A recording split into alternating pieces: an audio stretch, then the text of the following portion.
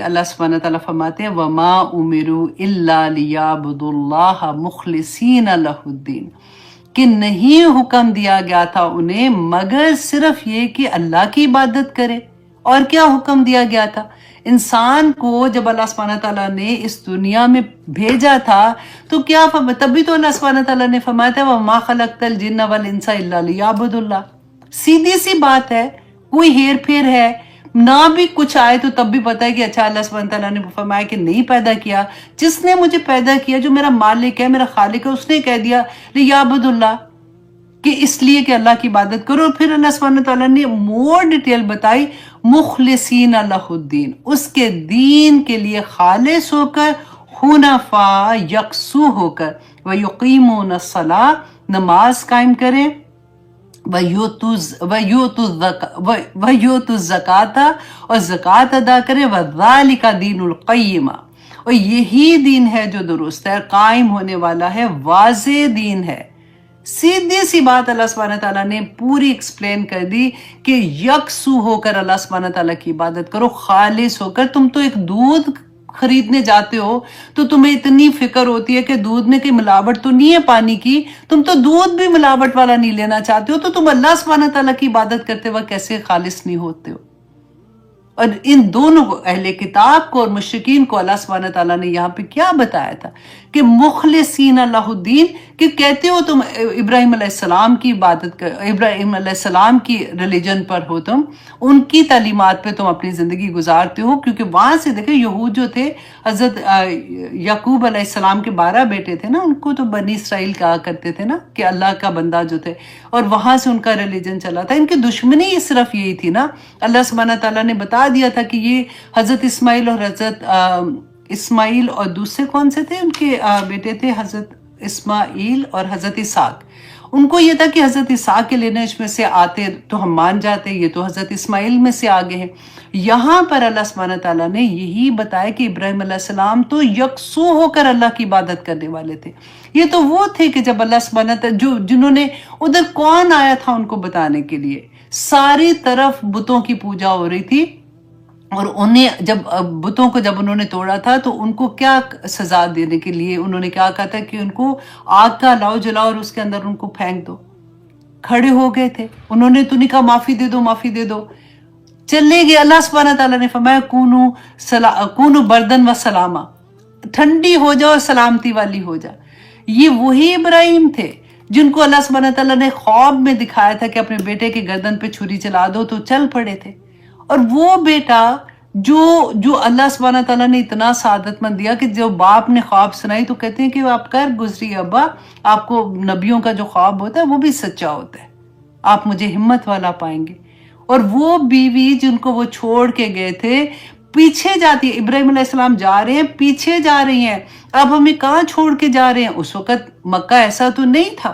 وہاں تو ایک بندہ بشر بھی نہیں تھا، بڑے بڑے کالے سیاہ پہاڑ، اللہ اکبر، مجھے کہاں چھوڑ کے جا رہے ہیں؟ چھوٹا بچہ میرے ساتھ ہے۔ ابراہیم علیہ السلام چلتے جا رہے ہیں، پھر تھک کے کہتی ہیں کہ کیا آپ کے اللہ نے آپ کو کہا، آپ کے اللہ کا حکم ہے؟ تو سر ہلا کے بس جواب دیا۔ تو وہ بیوی بھی کیسی تھی کہ ان کو کہتی ہیں کہ ٹھیک ہے اگر آپ کے اللہ کا حکم ہے تو اللہ کبھی ہمیں ضائع نہیں کرے گا۔ واپس آتی ہیں، پھر وہی صفا مروہ کی طرف جانا، وہ عورت کا چلنا تھا۔ اللہ سبحانہ تعالیٰ نے رہتی دنیا تک سارے مردوں کو ساری عورتوں کو اسی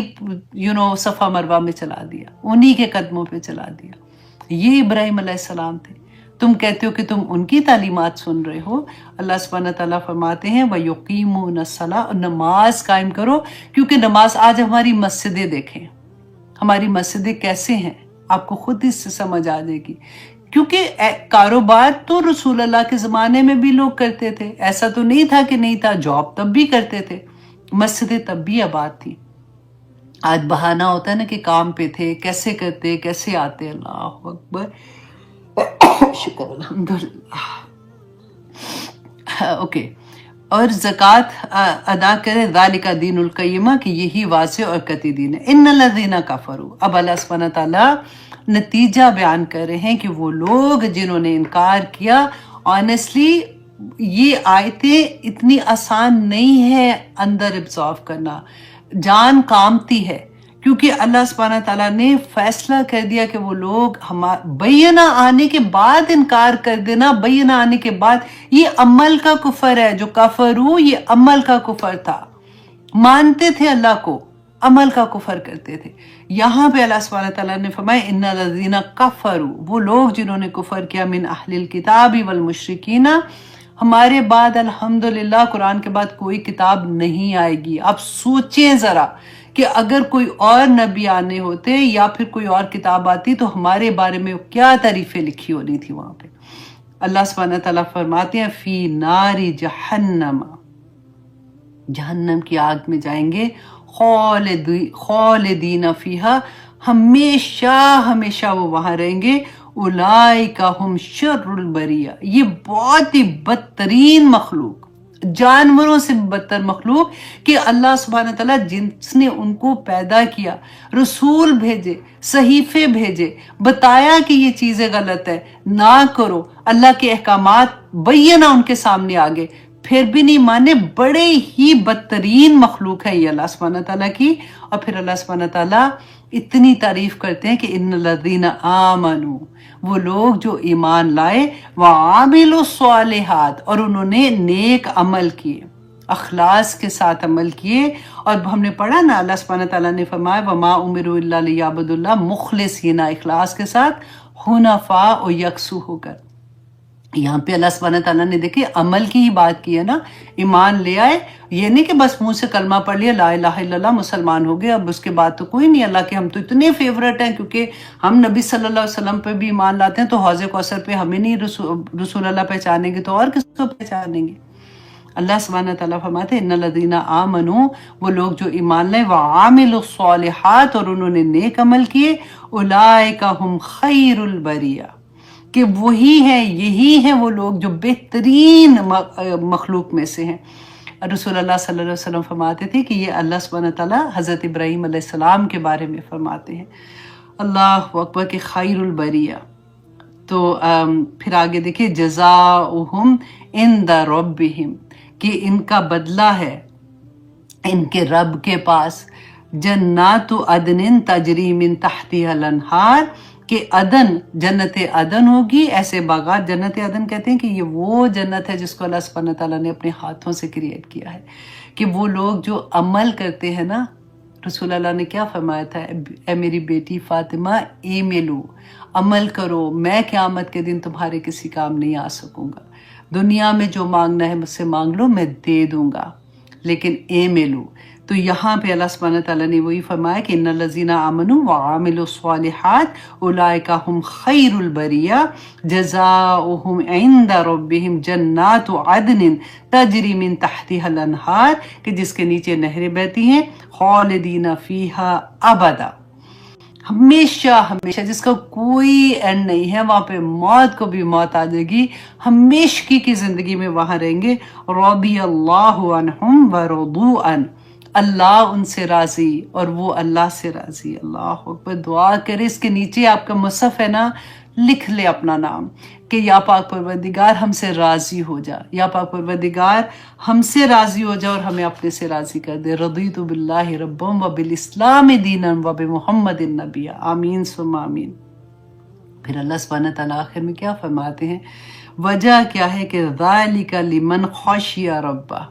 کہ یہ وہ لوگ ہیں، کہ یہ ہے وہ لوگ جو اپنے رب سے ڈرتے ہیں۔ اللہ اکبر، سورۃ الرحمن میں ہم پڑھتے ہیں نا کہ وَلِمَنْ خَافَ مَقَامَ رَبِّهِ جَنَّتَانِ، اس کے لیے 2 جنتیں ہیں۔ اور امام رازی نے فرمایا کہ انسان کی 4 پلکیں، جیسے اوپر والی نیچے والی، اوپر والی نیچے والی 4 پلکیں ہیں نا، تو جو خوف خدا سے روتا ہے، تو انہوں نے اپنی اپنی طرح سے بیان کرنے کا ہوتا ہے نا، کہ انہوں نے کہا کہ ان کے لیے اللہ سبحانہ تعالیٰ ان کو 4 جنتیں عطا کریں گے، کیونکہ وہ خوف خدا سے روتے ہیں۔ خوف خدا سے ایک آنسو بھی نکلتا ہے نا تو وہ زمین پہ نہیں گرتا، فرشتے پہلے سے اس کو تھام لیتے ہیں، وہ اتنا قیمتی ہوتا ہے۔ جس آنکھ سے اللہ کے خوف سے آنسو نکلتے ہیں، وہ آنکھ اللہ سبحانہ تعالیٰ کہتے ہیں وہ دوزخ کی آگ اس کو چھو نہیں سکتی ہے۔ صحابہ جب کبھی خشیت الہی سے روتے تھے تو وہ آنسو اپنے منہ پہ ایسے مل لیتے تھے، अल्लाह सुब्हानहू तआला हमें भी तौफीक अता करे कि हम अल्लाह की खशियत में रोने वाले हों। देखिए हमारे रोने कब निकलते हैं, जब हमारी दुआएं नहीं पूरी होती हैं या दर्द होती है ना कि हाय ये वाली चीज़ ऐसे नहीं हुई, या अल्लाह से दे दे, और वो इस लेवल का होता है कि फिर वो मांगने में ज़ोर लगता है, तो अपनी ही ज़ात के लिए रोते हैं। अल्लाह सुब्हानहू तआला की खशियत के साथ रोना। फिर देखिए कि सूरत अल-अराफ आय नंबर 2:1 में अल्लाह सुब्हानहू तआला फरमाते हैं कि बेशक जो लोग खुदा से डरते हैं, जब शैतान उनके दिलों में बुरे ख्यालात डालता है तो अचानक उनकी आंखें खुल जाती हैं और वो खुदा को याद करना शुरू हो जाते हैं।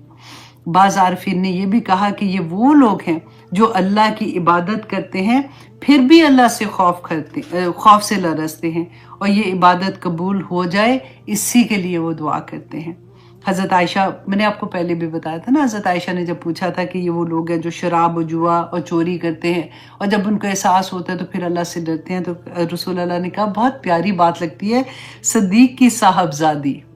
प्यार से रसूल अल्लाह ने हज़रत आयशा को कहा कि सदीक की साहबजादी, बल्कि ये वो लोग हैं जो रोज़ा रखते हैं, नमाजें पढ़ते हैं, सदका देते हैं और इसके बावजूद डरते हैं कि कहीं ये नेकियां उनसे कबूल ना हो। यही वो लोग हैं जो नेक काम करने वालों में, नेकी के कामों में जल्दी करते हैं।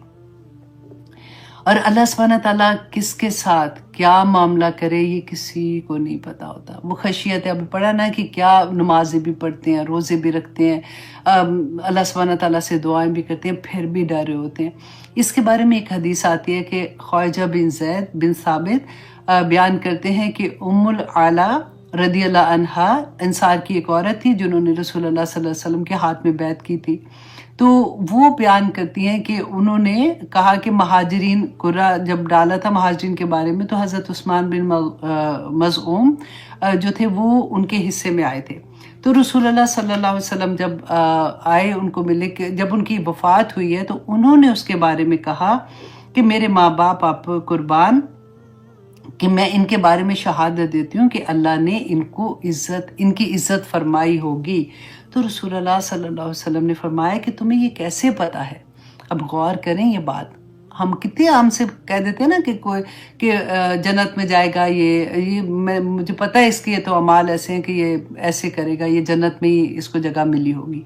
तो रसूलुल्लाह सल्लल्लाहु अलैहि वसल्लम ने फरमाया कि तुम्हें कैसे मालूम है। कहा कि मेरे माँ बाप आप पर कुर्बान। तो फिर अल्लाह सुब्हानहू तआला किसकी इज्जत फरमाएंगे, क्योंकि ये तो इतने इज्जत वाले थे, इतनी अल्लाह सुब्हानहू तआला से डरने वाले थे, इतनी नेकियां करने वाले थे। तो रसूलुल्लाह सल्लल्लाहु अलैहि वसल्लम ने फरमाया कि इसमें शक नहीं है कि उन्हें मौत आ चुकी है और वो खैर, और मैं भी उनके लिए खैर की उम्मीद रखता हूँ, लेकिन वल्लाही मुझे भी अपने बारे में मालूम नहीं है कि मेरे साथ क्या मामला होगा, हालांकि मैं अल्लाह का नबी हूँ। उम्मुल आला रदियल्लाहु अन्हा ने कहा कि अल्लाह की कसम, अब मैं कभी किसी के बारे में इस तरह की गवाही नहीं दूंगी। तो ये छोटी छोटी सी बातें होती हैं, इस जैसा रिमाइंडर्स होते हैं। हम कई दफ़ा ऐसा होता है ना कि बंदा सोचो लो अब इतनी बात पे भी ऐसे होता है, ऐसा नहीं है। ये इल्म जो होता है ना, ये आहिस्ता आहिस्ता उतरता है, आहिस्ता आहिस्ता एब्जॉर्व होता है। देखिए मैं फिर आपको ये कहूँगी कि वो लोग जिनकी ज़िंदगी में लेटर ऑन कुरान खुला था ना, उनके लिए शुरू का टाइम जो होता है ना वो बहुत मुश्किल होता है। मुश्किल इस सेंस में नहीं कि सुना मुश्किल होता है, उनके लिए मुश्किल ये होता है कि वो एब्जॉर्व नहीं कर पाते ना, तो उनको लगता है ये फट जाएंगे मोहब्बत से। अल्लाह सुब्हानहू तआला किस तरह से कबूल कर ले, उनको सोना उनका ख़त्म हो जाता है कि किसी तरह से मैं ये पढ़ लूँ, मैं ये देख लूँ, मैं ये ऐसे कर लूँ। कुरान जब खुलता है ज़िंदगी में तो ऐसा नूर अंदर उतरता है कि बंदा वो रोशन हो जाता है ना। वो कहते हैं ना कि एक एक हमारा जो जिस्म का हिस्सा होता है ना, उसमें रोशनी आना शुरू हो जाती है, फिर बंदा भागना शुरू हो जाता है और फिर एक मुकाम आता है। आप देखें टेस्ट होते हैं ना, आप अपना टेस्ट करके देखिएगा कि जिस वक्त आपको ये लगेगा कि आपकी ज़िंदगी बदली है, अब क्या है कि अब घर वाले तो एक डिफरेंट लेवल से जा रहे हैं ना जो पहले थे, तो जब आपकी आंखों से रोते हुए अल्लाह सुब्हानहू तआला के सामने आंसू निकल रहे हैं और आप ये कहते जा रहे हैं, या अल्लाह मेरे बच्चे, یا اللہ ان کو بچا لینا۔ مجھے پتا ہے، میں نے قرآن میں پڑھا ہے کہ دوزخ کی آگ ان لوگوں کے لیے ہے جو یہ کام کرتے ہیں، یا پاک پروردگار میرے بچوں کو بچا لینا۔ اب پھر مائیں روتی ہیں نا، تو یہ لیول جب آ جائے گا نا آپ کا، تو آپ کو احساس ہوگا کہ یہ دین پھر اترنا شروع ہو گیا اندر۔ وہ کیونکہ انسان پھر اس بات کو جان لیتا ہے کہ میرے رب کو خوش کرنے کے لیے یا مجھے جنت میں جانے کے لیے میرا عمل کیسا ہوگا، اور جیسے ہی وہ اپنے عمل کو میں ڈھلنا شروع ہوتا ہے تو اس کو پھر اپنے بچے، اپنا خاوند، اپنے بہن بھائی، اپنے ماں باپ سارے یاد آنا شروع ہو جاتے ہیں، پھر آنسو نکلنا شروع ہوتے ہیں۔ یہ لیول جب آپ کا آئے گا نا تو بہت خوبصورت لیول ہوتا ہے۔ یہ پہچان ہوتی ہے اس بات کی کہ اب دین اترنا شروع ہو گیا۔ اگر آپ کو یہ لگے کہ چلو کوئی بات نہیں، ابھی بچے تو چھوٹے ہیں، ابھی کوئی بات نہیں، اگر دوستی اگر لڑکی سے بھی کی ہوئی ہے تو خیر ہے، چلو خیر ٹھیک ہو گیا، کہ ابھی تو وہ بچی ہے، دیکھو نا ہمیں بھی تو آخر اس عمر میں سمجھ آئی ہے، اس کو بھی آ جائے گی اور یہ ہو جائے گا وہ ہو جائے گا، وہ بڑے بہانے ہوتے ہیں۔ تو پھر آپ اپنے آپ کو ٹیسٹ کیجئے گا اس معاملے میں کہ جب آپ کے دل میں یہ چیز آ گئی کہ یا اللہ میں اپنے بچوں کو کیسے بچاؤں، یا اللہ جو غلطیاں ہو گئی میں معافی مانگتی ہوں، آپ نے کہا ہے اللہ سبحانہ تعالیٰ آپ معاف کر دیں گے، میرے سے جو غلطیاں ہوئی اللہ سبحانہ تعالیٰ میری دعاؤں کو قبول کر لے اور میرے بچوں کو وہ راستہ دے دیں جو سچا اور حق کا راستہ ہے، انہیں ہدایت نصیب کر دیں۔ تو وہ جو آنسو نکلتے ہیں نا، پھر آپ کو ایک اور لیول پہ آپ آ جاتے ہیں۔ وہ سیڑھیاں ہوتی ہیں نا، جیسے چڑھتے ہیں ایک سیڑھی ایک سیڑھی ایک سیڑھی، اور پھر ایک مقام آتا ہے کہ آپ پوری امت کے لیے روتے ہیں، پھر آپ اپنے آپ کو بھی روتے ہیں، پھر آپ امت کے لیے بھی روتے ہیں، پھر آپ یہی خشیت الہی ہے کہ یا پاک پروردگار بس ہمیں معاف کر دینا، ہمیں تو پتہ ہی نہیں تھا کہ ہم کیا کر رہے ہیں۔ اللہ سبحانہ تعالیٰ ہم سب کی زندگیوں میں قرآن پاک اسی طرح سے کھولتا رہے۔ میں آپ لوگوں سے یہی ریکویسٹ کروں گی کہ پلیز یہ جو کلاس ہوتی ہے اپنے جتنے لو ونز ہیں نا ان کے ساتھ شیئر ضرور کریں۔ ہو سکتا ہے کسی کی زندگی میں قرآن کھل جائے، ہو سکتا ہے کسی کی زندگی میں قرآن کھل جائے اور وہ ہمارے لیے صدقہ جاریہ بن جائے، اور اللہ سبحانہ تعالیٰ اس کی زندگی میں یہی بات جو میں آپ کو کہا نا کہ پھر بندہ ہوتا ہے کہ ہائے ہر ایک کو یہ پیغام دے دوں، یہ والی تڑپ جب ہم میں آ جائے گی تو انشاءاللہ اللہ سبحانہ تعالیٰ ہمیں کامیاب